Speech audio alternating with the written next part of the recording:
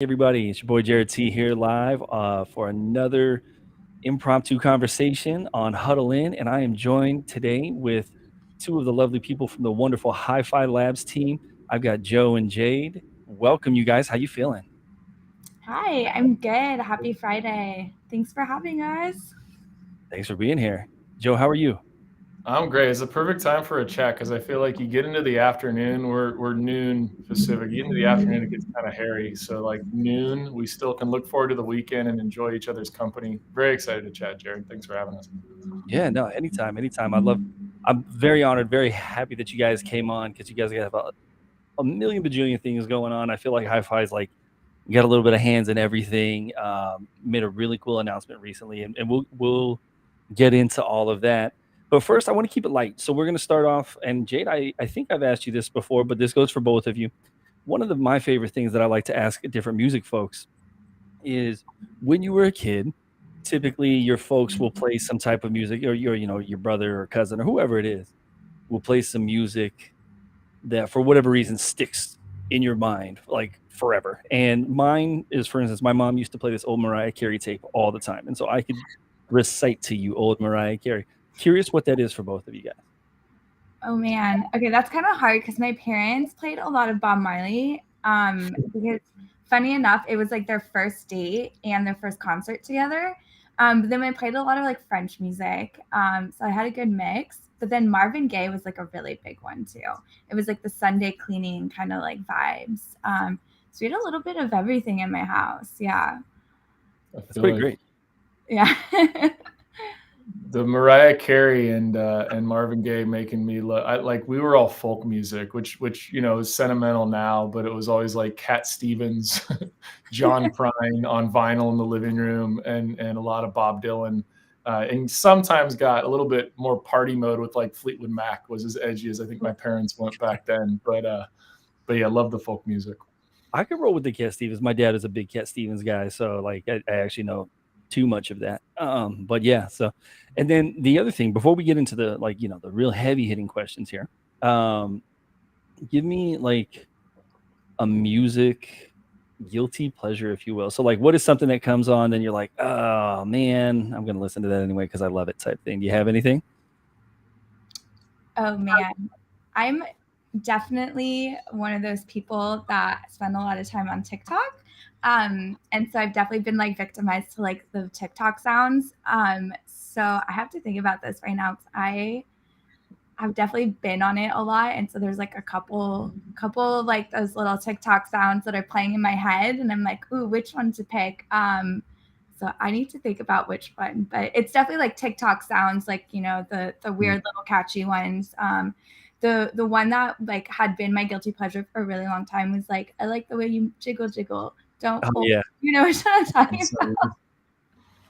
The God, the ones where they have like sped up vocals too are amazing. It's just like I never thought I would like chipmunk vocals. I'm like, actually, this is catchy as hell. Yeah, yeah. You get like sucked in, and you're like, I kind of like this. Like, do I like this? I don't know if I'm allowed to like this. It's kind of funny. yeah. So I go through the same thing a lot. Like I have a 7-year-old, and so I hear a lot of like kids jingles and stuff like that. And then the stuff will get stuck in my head, and then after a while, I'm like, oh, this actually isn't bad. I'm like, what am I saying right now? Like sometimes it's a little embarrassing, but I oh feel well. that. Yeah, I feel that. So I do want to get into introductions with you guys. So in both of you guys have like really great resumes. I feel like Jade, you're like the Web3 Kevin Bacon. Like everyone's got like some like connection to you somehow or know somebody that does. Joe, like as I was researching, like you have a ridiculous resume. But if you guys want to give just some brief intros, I'd appreciate it. Yeah, for sure. Joe, go ahead. Go ahead. All right. Well, the Kevin Bacon, we should have like 6 degrees from Jade. We should create a website and there'd be like a billion people on it and they'd all be amazing. Yeah, I mean, I've been in music my entire life. It's kind of all I've known. I think back to that original question, Jared, like having that be some of the earliest memories was listening to that music, and just the emotion that's tied to music has always been one of the most, I just fulfilling, inspiring things. So very, very lucky to have had a career that started in terrestrial radio, And then that was in the early 2000s, and pretty early on just saw what I would describe as like limitations in terrestrial radio. So that kind of it was inspiring to move more towards technology and just newer ways of musical distribution, especially if it could be a little bit more direct between artist and fan. So a terrestrial radio station, there were so many intermediaries between like creation of music and getting into the airwaves. And I was really inspired with like new distribution channels, good and bad, that allowed like artists to like distribute globally. And now it's navigating the noise of it. So bounced around to many different tech companies. Before starting Hi-Fi Labs, was at a company called Patreon, and really like doubling down on the creator economy and an understanding of how musicians can activate their audience and really connect with their audience more.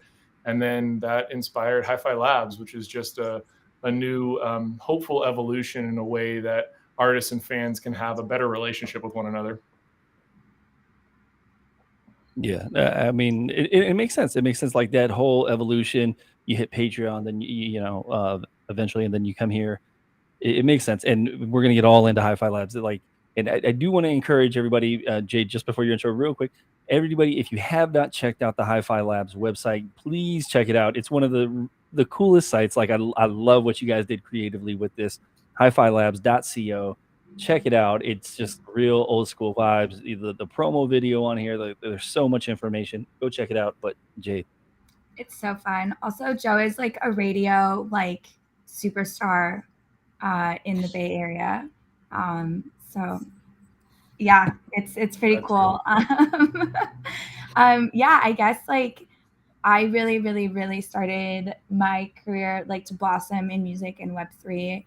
Spent a lot of years doing like internships and like bouncing around trying to find my spot, see where I fit in. Just never could like find what I love doing. Just like so many things, and always like didn't quite fit the roles. So I spent 8 years just trying to learn different things in the music industry, from running to like doing lights and doing like record label internships, like whatever you could think of. Like I was doing that and like just slowly moved my way up to kind of like, start to learn tips and tricks of like artist management and like booking and kind of all these random information, where I kind of started building my resume, and then came into Web3, and it kind of just opened this new door where I was like, oh, all of this all these things that I know are actually really valuable, and I don't have to just be in like one container, but I can do multiple things in a space and help multiple artists in different ways with the knowledge I've learned. So yeah, I kind of started really blossoming last year, almost a little bit over a year ago now when I came in here, and just like found my place, and yeah, just been loving it. it's been great. It's been great. I've loved getting to know you over this time. And I think that's a really good segue into, there's especially on the Web3 side, there's a very heavy DIY kind of component to what everything that the artists do here. And Jade, obviously, what you're talking about fits into that very well, and just being able to enable people with different things. And I want to talk about the product lab that you guys have as far as Hi-Fi is concerned. And there's Music OS, and that's the one I'm most familiar with, but you've got like a whole kind of like a suite of products that you're working on that seem to be very additive to the brand of Hi-Fi. And I'm curious, with Hi-Fi being, with Web3 being such a kind of a DIY inherently, how does Hi-Fi help amplify and really kind of help people work with the resource level that they're at for the time being, and then maybe helping them achieve to that next stage that they're going for? Yeah, I mean, at the core, we're a creative incubator and like artist mentorship collective. So we're really trying to build an artist-owned community powered by the future of musicians. So that's like really like the core ethos of like who we are. So building through that, and like the resources, we have the Artist Lab, we have EQ, we have Noom, we have Music OS, the music cohort. So we work with artists to see where their level is at, and how can we create that, artist on community from where they are at with the resources that we have. So we have artists that are just starting out in Web2 and Web3 and building out their future. We have artists that are a little bit more developed. So it's really like education, innovation, and activation through kind of like where they're at and how they're feeling, and with the technology that we have. you know, I mean, that was so beautifully put. There's very little I can add. I would just echo some of those points in that, like, we're kind of trying to amplify like things that I don't know have always been amplified perfectly in the music industry. And I guess what I mean by that is the structure of the industry in years past and currently is that the artist at a point where they don't even know if they have leverage or not usually sells ownership to someone else in the hopes that it'll be successful. And we all kind of know there's a very high percentage of failure. And that's not to even be like anti-label, because I don't think all of us are anti-label. I think there's amazing people at labels and amazing labels, but the structure of an artist not knowing their value yet and just trying to do anything to survive, because most artists are put in that position the way our society works. I think to Jade's point, the product lab is like the end result of us learning through the artist lab, which is like artists who, let's make sure we can find the best ways to help you identify who your fans are, create value in that relationship, and grow it and stay connected. And then other times we're able on the Idea Lab to work with artists who may have a slightly larger audience already, and that's a little bit more focused on optimizing the relationship to all those fans. And then from both of those learnings, to the question on the product lab, it's when we feel really, really, really confident after testing out product features and whatnot from both emerging artists and artists who have larger audiences, we can then try to productize that just so it can be accessible by more artists. So I think that's the other battle. Oftentimes companies, and understandably, can only test products and features with superstars, or they just focus on emerging. And we are trying to do it from both sides. And that's why I think, like, again, to Jay's point, as an incubator, it's kind of incubating two sides of the music industry, both focused on their relationship to fans, and then taking those learnings and hopefully even collaborating with companies like your own, Jared. I think like there's so many companies in this space right now that are building tools that are really effective. So it's like shared learnings and innovation collectively. Man, I love both of you guys. We're done. I'm gonna go. No, that's really great. And I love the general ethos. There's so much that we can go into. I feel like I could talk to you guys for so long, but this is really great. And I love the incubator style, and then the personal touch from person to person, which obviously that takes a very strong team. So, shout out to you guys over there, because I'm sure, everybody that you have in place is probably doing amazing work. And I want to get into the most recent announcement that you guys had with RAC Cult Pass. First of all, it's a cool name. Like you can't forget Cult Pass, right? And people are like, huh? But being launched as a long-term engagement membership, like that, to me, is a new phrase, and I would love for you guys to dive into it. Like, I'm reading all about it, like with these evolving visuals, being rewarded for on-chain engagements, all these different things, but I would love to hear it from you guys directly. Yeah, Joe, go ahead. You worked on this for a really long time.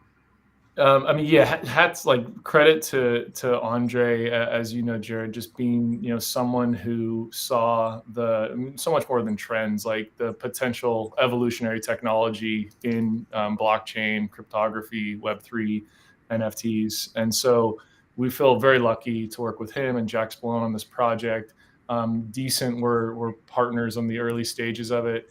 In this most recent iteration, it was incredibly exciting to, and echoing your point, like dig into what are the mechanics of this technology that we can really, really, really sink our teeth into. And, if it's about provenance and collective ownership of data, and then creating utility and access, all those things come if we are able to have a version of, and tracking such a funky word because of things like Cambridge Analytica and stuff. But I think in Web3, it can be really celebrated if it's like, oh, Andre and this fan have a connection of shared ownership, and they can communicate on that level, and they've identified that they want to be connected. Now, can we harness that connection and provide utility and provide more value in it? And so that's like a bit of a vague way of the initial inspiration for this part of the evolution, which is we want to be able to kind of acknowledge if you've been a big supporter of Andre, or you've been a supporter at all of Andre and RAC in the last many years. And so it's starting right now with really just identifying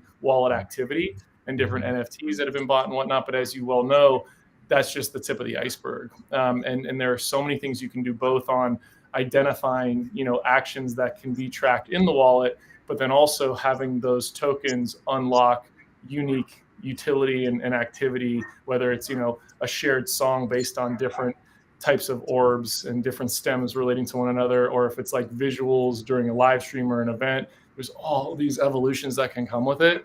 And then there's all this value that can come in just letting a fan be a fan, let an artist be an artist, and create value in identifying how much they're interacting and when they're interacting. And then the visual side is kind of just was fun for us because, I think AI is horrific and amazing. And I know all of us, like, and I talk about this. It's the scariest thing I've ever seen. And I personally, I genuinely feel like it could be like the worst thing ever, but it's also the most inspiring, creative thing in a lot of ways. And so we're excited that with Andres, the artist who worked with Andre, we're using this generative AI and a little bit of Stable Diffusion input, but taking it from the DNA of the artist aesthetic and the visual artist aesthetic. And so it has that, really, that's a fun part to us where it's like, okay, you're a fan. Every day you can check in, maybe risk having a new evolution. Maybe once in a while you get a super rare one, which we haven't unpacked that fully yet. But it's like a social experiment that's hopefully fun and visual and exciting and, maybe even tradable, obviously, on chain. Beautiful. Jade, you had anything you wanted to add to it? No, that was like really, really well said. I've been going back and mutating my orb almost every day because I keep seeing people getting really cool ones, and I'm like, but I want that one for me. So it's been really fun, and it's a fun way to just like see like, we can all own the same NFT and Cult Pass and have different orbs and like the mutation of it, and like it still feels like your identity and like you are like your own person, but like you own the same thing. So it's still that cool like DNA aspect of like, we can own the same things, but like it's not the same. And that's what I really also enjoy, is that like we can all be supporting an artist and, have the same NFT, but the orb won't be the same. It could be similar, but it won't be the same. And so it's like based on that ownership. And I just like love that over time with the engagements and there'll be like audio engagements and like IRL components that it'll just like keep generating new seeds of like variation of inputs. And it's just fun to like see the interaction of fans on chain. I think it's really cool, and this is a new way to do that, and it's really exciting for me to be part of it, really. And yeah, well, I think it's really exciting just in general. I love it, and there's so many different layers to it. And while there is really cool tech behind it, the emphasis is not necessarily just on the tech. So, for us on this side, like on the Web3 side that like the tech and like the music and the different possibilities, you can nerd out on that. But then also it's very presentable to, I guess a good way to put it is a more casual fan, right? A casual fan can dig into this, have fun with it, have a cool visual, and get different perks along the way. And then even, on a third tangent, like having the ability to financialize this asset. So like if somebody just, for whatever reason, they're just not interested anymore, need the money, whatever it is, maybe it can retain a certain financial value. So I love that there's so much going on there. And I definitely agree with this. And it's one of the points that, we at Huddle In and I make to a lot of people is like, guys, there's so much that you do all the time that we can capture and can put onto this. Like if you scroll all the time, like, or you engage with one artist all the time, there's no reason why you can't be rewarded for that. And, naturally there will be people that try to game that sort of thing. But for the most part, people are there because they want to be there type of thing. So I think that it's very important to get into that. What I wanted to jump to next is, especially with something like the RAC Pass and whatnot, are you guys finding that is bringing on new fans? Like, are more people engaging with it from a new audience perspective, or is it mostly, like, for the most part, at least maybe for now, who is already present? So he has a pretty large community that he's built in Web3, and a lot of his normal fans have come in. He was here like early. He was, doing things before, music Web3 was like a thing, basically. Yeah, I think a lot of his original and like OG true hard fans like were really excited, but there was a lot of people that have bought Cold Passes and are looking for NFTs to buy to be part of this, this next wave of what we're doing with the orbs. But it did increase the price of his NFTs. So a lot of people who own ones like don't want to let them go because their orbs are a little bit, cooler. They have yellows instead of pinks.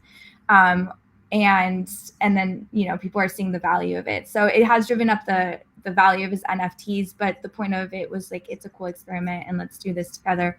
But it is interesting seeing like a lot of more people being interested now. But his OG like fan base was really stoked about it, and being in the Discord and interacting with them and having them share their orbs and every time they mutate has been like a really beautiful process and thing to be part of for me, and just like getting to see in real time. That's great.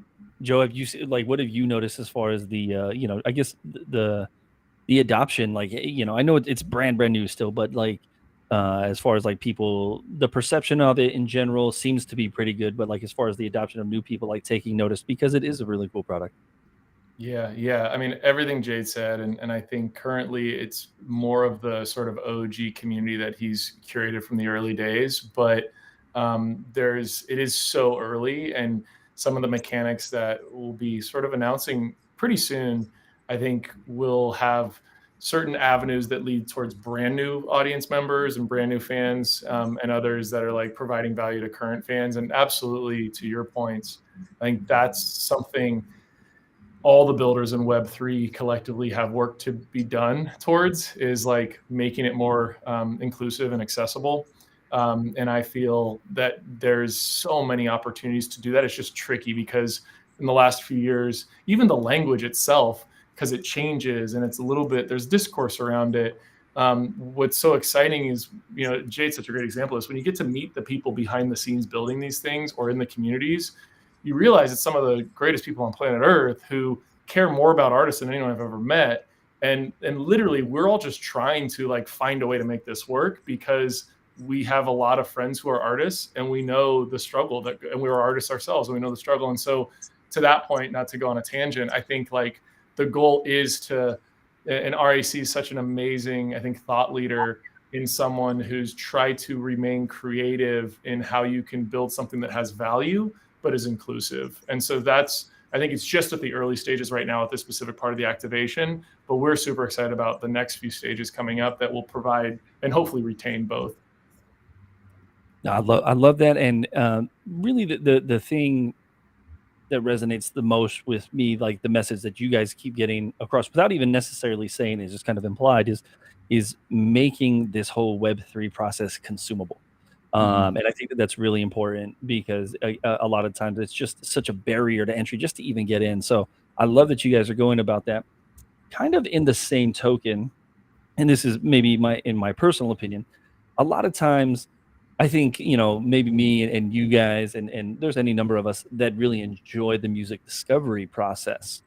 The more and more I mess around with things, is I find that other people enjoy it if it's highly consumable. So if it's fed to them. So Joe, I'm sure you've seen that from the radio side of things, where like if it's spoon fed to people, people are like, oh yeah, I found this new person, this and that. And obviously playlisting is a very good method for that. So I'm wondering what you guys see hand in hand from the Web3 side. Like, we make Web3 consumable. How can we make discovery more consumable? And I think rewarding people seems like an obvious thing, but you don't necessarily want to always have to throw a financial incentive into that because that's not sustainable long term. But what do you see as far as like the overlap of making discoverability and just using Web3 in general? Like, do you guys find that there's a cross section there?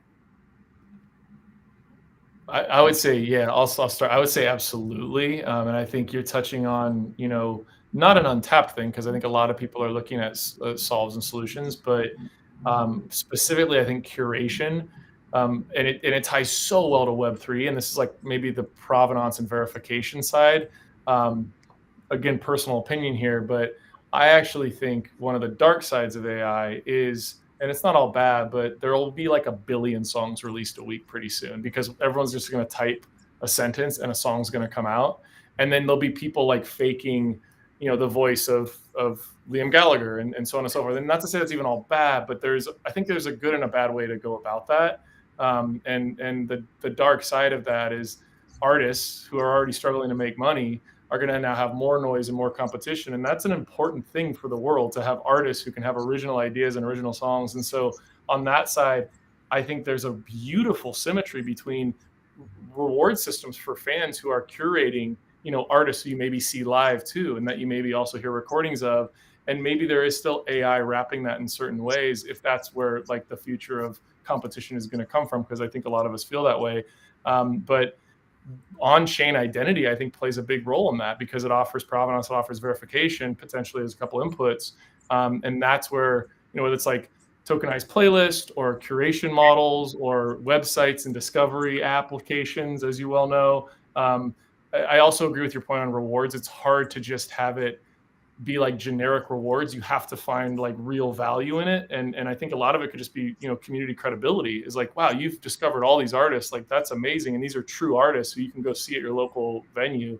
So I think that's one of the most exciting parts of the space. And I do think it is fairly untapped still, but there's a lot of mechanics that could go to work more than they currently are. Yeah, 100%. Exact to what Joe said. And just like, even from like finding the artists, discovering them early and having that credibility, it's almost like, in the early days of like blogs, and like you discovered an artist and like you got them on a blog post. So it's kind of thinking like that incentive of like, well, it's on-chain identity, and like it showed, like, if you think of blog days, you could say you found someone, and then there's like no way of really proving like who found who and how, and like, oh, well, this blog wrote about them, but you're the one that sent it. But like, there's maybe emails, or maybe it was like you're on a phone call. That now it's like the on-chain identity of like, okay, well, I did discover this artist, and like, and then now I was here first, and like, it's really cool, and I've gotten to watch their entire journey, and like them blossom, and now they're playing big shows and they get to go. So definitely, yeah. Yeah, and I think that's a really neat connection that happens on the Web3 level, that I think that if it happened before, that it was probably to a minimal degree, where all of us have connected with different artists at this point, where I'm like, yeah, this is crazy. Like, I was just supporting your music, and they reach out and this and that. Joe, to your point, like, I was recently in a space, I believe it was a Reveal space, where we were talking about AI specifically, and we talk about how many songs are uploaded to Spotify already every day, and it's a ridiculous amount. So when we get this AI thing, and like, no shade on anybody, but like the amount of grime songs that all of a sudden you hear, and actually, it's a really good idea that she's doing. But to your same point, it's just going to be, for lack of a better word, a lot of spam. And so then we get that ugly Web3 C word, which is community, that is overused a little bit, that is going to end up being so important, not just on the Web3 side, but Web2 in general. So there's a lot of building to be done, and a lot of things that, like, if you can recognize little things, if you can put tools in place where people can get recognized and rewarded, or even just, shout it out type of thing, sometimes that's enough. But I loop all that back in to say, like, I want you guys to talk about how somebody, like, if they want to apply for your incubator, or if they want to be involved with Hi-Fi, so they can work on building that community and showing the presence, and like starting to tap into some of these resources and this knowledge base that is there, that you guys have already established. How does one go about that? I'm good, Jade. I can follow up, or I can start. Yeah, I mean, on the Web3 side of things, we do have the Web3 artist cohort that we're doing quarterly. So we are ramping up to find some dates for the fourth one. I had to do the math in my head. I was like, which one are we on? So we'll be announcing that really soon, and applications. And then we do have all the applications from past applications. So we'll be also sorting through those, so you don't have to like reapply if you already did apply. But if you wanted to submit new music, we'll let you guys know. So we do have that on the Web3 side of things, and like that tooling and kind of what we've been working on. And then on the Web2 side of things, I will let you take that, Joe. Yeah. I mean, we're massive music fans. So I think one of our biggest battles is we do want to work with every artist, because most of the artists that come across our desk are all incredible. There's so much good music, to the point of like the Spotify point you were making, Jared. So we're always listening and checking out. Shout at Hi-Fi Labs is the best way. DM us. Like, we have an amazing A&R team, Caleb and Livy, who's constantly listening to new music. Our biggest battle, again, is just like resource allocation. I think, to your other earlier point, I do think, and I'm biased, obviously, we had like the most amazing team on the planet. Talking about like this recent launch, you don't see the people behind the scenes who like are literally moving mountains. And Pierre and Ari and Loan and Caroline, our dev team, are just like, they're wizards. And they're all, and we work with dev teams, like they're working in a technology that's still brand new. It's in its infancy. So for that reason only, yeah, we'll have to be sometimes, case by case and what we can take on or how long the turnaround is. But it's kind of some of the reason we're trying to do more group sessions like the Web3 cohort, where we can work with 5, even maybe 10 artists at the same time. So please don't be a stranger. Please reach out. Jade and Crystal are always, and I need to be more involved myself, involved in the community. So we want to have more, and this is beautiful too, Jared, and like more open conversations around just like in 30 minutes, can we share a little bit of knowledge that's helpful to someone? Hopefully, let's try to do more of that. So hopefully we'll be more outbound in sharing and collaborating. But hit us up at Shout, hit us up on our socials. Definitely check out the application on the website for the Web3 cohort that's happening every season, every quarter. And we would love to collaborate if it makes sense for everyone. Beautiful, beautiful. So you guys heard it. If you're interested, you want to get more info, the team is very forthcoming. And so I looked at like the Web3 cohort, and I'll just let you guys know, being good at basketball is not a prerequisite. TK is in on this, so no worries there. You could tell him I said that. Lots of good folks here. We'll wrap it up here, guys. I very much appreciate your time. I love that you're innovating. I love that you have a mantra, an ethos, and everything that you're working for that is very cohesive. And I'm excited to see where everything goes. I'm excited to see like who may or may not be like up for the next Colt Pass type of thing. So that could be really interesting. Before we go, I definitely want to leave the floor with you guys, and it's all yours. Well, I just wanted to say thank you for this space, Jared, and like all the flowers to you for always being like a really big supporter of everything I do, but like Hi-Fi does, and just always giving us space to like share and just like, just a good friend to Hi-Fi and to and I really appreciate you reaching out and letting us talk. And yeah, thank you. Yeah, +1 to that. And so appreciative and honored to have this conversation with you. And I would just say, like, we've all been through, anyone like building in the space, a crazy couple of years. And I think that's true for anyone on planet Earth, quite frankly.